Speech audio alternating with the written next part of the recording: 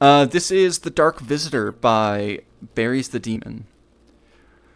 There are nights when I almost forget where I came from. Moments where I feel like I belong here, to this world. Oh, how's it going, Yeast? Welcome on in. To this world, to this forest, or I'm gonna start over. Thank you so much for the follow. Welcome on in. Yeah, can we get some tippy taps in the chat? There are nights when I almost forget where I came from. Moments when I feel I belong here. To this world, to this forest, to the life Twig has shown me. But some shadows remember, and on certain nights, they find ways to return. It started on a warm evening, quiet except for the soft sounds of the forest around us. Twig and I were tending to the garden, marveling at the new raspberry vines we'd planted, their leaves bright and green against the dark soil. I felt a warmth growing inside me as I watched the plants stretch towards the setting sun.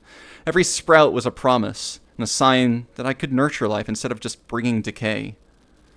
Then, without warning, the warmth left me. A chill sank into the air, and the raspberry vines began to curl and wither, their leaves shriveling in on themselves as if something deep within the earth had poisoned them. I took a step back, my heart pounding. For a brief, horrible moment, I thought I had lost control of my powers, that my aura had slipped, draining the life from the plants I'd been trying so hard to protect. Twig, I whispered, my voice shaking. I think I did this. Twig turned to me, his face softening with that understanding that I could never quite comprehend. Berries, it's okay, he murmured, placing a comforting hand on my shoulder. But even as he spoke, his eyes shifted, his gaze fixed on something over my shoulder, and the warmth in his expression faded. Slowly, I turned to look, following his gaze. The trees beyond the garden had darkened, their branches bending as if bowing to some unseen force.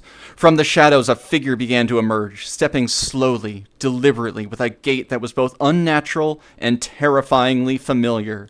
It wore a mask of twisted, bone-like material, hollow eyes burning a deep, predatory red. Thick, inky smoke clung to its frame, swirling around it in tendrils that seemed to reach hungrily towards us like fingers clawing out from the void. My chest tightened, and I felt a sickening pull in my core, as if some unseen chain were coiling around my spirit, trying to drag me forward. And then in a sudden, disorienting flash, memories I didn't know I possessed clawed their way into my mind, images of shadows, flickering flames, and this same towering figure standing over me as though it owned me. The figure took another step, its gaze fixed solely on me, its presence exuding a suffocating, oppressive malice. I felt a trembling in my limbs, an instinctive urge to run, but the pull only grew stronger, rooting me to the ground as more memories flooded in, each more visceral than the last.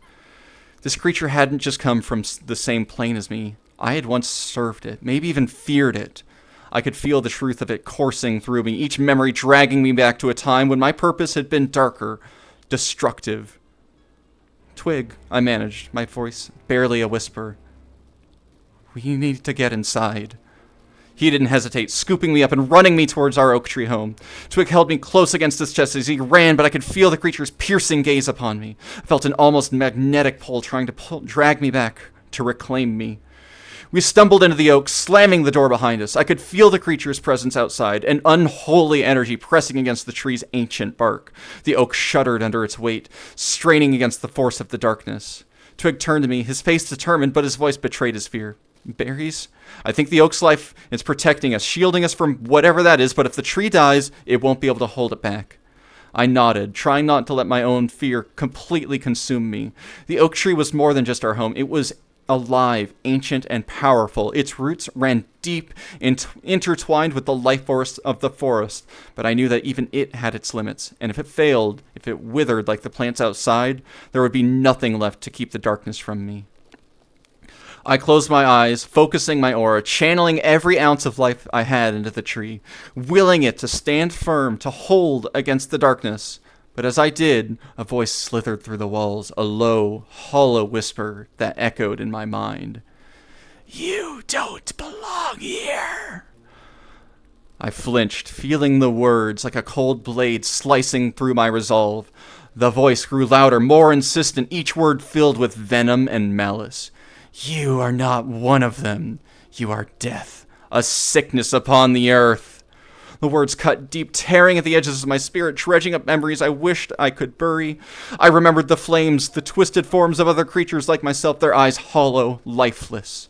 I remembered that I had been one of them, a creature of decay, wrought of darkness. The tree trembled, its roots straining as the entity pressed closer, its power bearing down, relentless. I felt my own strength falter, the doubts creeping in, feeding the darkness inside of me.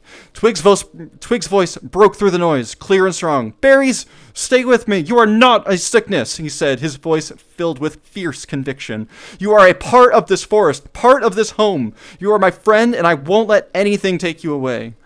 I looked at him, the warmth in his gaze steady, grounding me. I took a deep breath, letting his words settle over me, a reminder of who I had become, of the life I had chosen. The creature outside hissed, its form flickering as though my own resolve weakened its hold. Twig was already moving, searching the shelves for the ancient tomes filled with protective spells. He flipped through the pages, his eyes scanning each line, his hands trembling but determined. "Berries, just a bit longer," he whispered, not looking up. "I found something, a spell to banish this entity, but I need time." I nodded, and I focused my energy once more on the oak tree, willing it to hold, willing it to fight. I could feel the darkness pressing against my mind, the creature's voice growing louder, mocking. "You are nothing but a shadow," it sneered, "a remnant of the darkness that will always call you back." The words filled me with dread, but I clung to Twig's voice, to the life we had built, to the hope that had replaced the darkness. With a final surge, I poured everything I had in the tree, my aura flaring with a mixture of decay and life, and of defiance against the creature that sought to claim me. Twig's chant grew louder, his voice steady and unwavering. The air in the room grew thick with the power of the spell, the symbols glowing with a faint protective light, and with a final piercing scream, the creature recoiled, its form flickering and fading as Twig's spell took hold. Through the window, in the door, its hollow eyes met mine one last time, and I saw something almost like fear in them, a recognition that I had chosen a different path. And then it vanished, leaving only a faint scorch mark on the ground where it had stood. When the darkness finally lifted and the night returned to stillness, I found myself lying on the floor, my limbs heavy, every part of me drained. The oak tree stood quiet and resolute around us, its strength unwavering despite the ordeal it had just endured. I could still feel its life pulsing faintly, a gentle reminder that it was with us. And I knew it had fought as hard as I had to protect this place we called home. Twig knelt beside me, his hand resting on my shoulders. His warmth a quiet, grounding presence. He didn't speak right away, and for a long moment we simply sat there in silence, letting the calm of the forest settle around us. I took a shuddering breath, feeling the last of the tension slip away and replaced by a deep, bone-aching exhaustion. "Thank you, Twig," I whispered, my voice barely audible, for everything. He smiled, his expression soft, comforting. "Berries, you don't need to thank me. We got through it together." He paused, his gaze searching mine, a quiet intensity is not in his eyes. "But I need you to know, you belong here. No matter what that thing said, you're not bound to it or wherever you came from." I looked down, my chest tightening as the creature's words echoed faintly in my mind, a lingering shadow that I couldn't quite shake. But what if it was right? What if I'm just a shadow or something that doesn't belong? Twig placed a hand under my chin, gently lifting my gaze to meet his. "Berries, listen to me. You're not just some creature of darkness, you're my friend. We've brought life to this forest, to our home, to me. Whatever you once were, you're something different now. You've chosen your path, and that's what matters." His words filled me with a warmth I hadn't known I'd needed, a quiet reassurance that settled over the doubts and fears still lingering in my heart. I took a deep breath, letting the strength of his belief in me seep into every part of my being, like roots stretching into the earth. Together we made our ways to the chairs by the hearth, settling into the warmth of the fire as we tried to shake off the last traces of the cold that had crept into our home. I leaned back, my gaze fixed on the flickering flames, the feeling of exhaustion settling deeper into my bones, a reminder of just how close I'd come to losing myself to the darkness. Twig sat beside me, his presence steady, grounding, a silent reassurance that I wasn't alone. For a while, we didn't speak. The crackling fire was the only sound in the room. But the silence wasn't uncomfortable, it was peaceful, a chance to let the reality of what we'd just survived sink in. After a while, Twig reached over, giving my shoulder a gentle squeeze. "You're stronger than you know, Berries," he murmured, his voice soft but filled with quiet pride. "I've always known that, and after tonight, I hope you can start to see it too." I looked at him, the weight of his words settling over me like a comforting blanket. Maybe I'm starting to," I admitted, my voice fairly above a whisper. And in that quiet moment, with the warmth of the fire beside us and the soft creaking of the oak around us, I realized that maybe, just maybe, I could let go of the fear that had haunted me for so long. I didn't have to be bound by the shadows of my past. I was here, in the forest, in this home, and with a friend who saw something in me worth fighting for.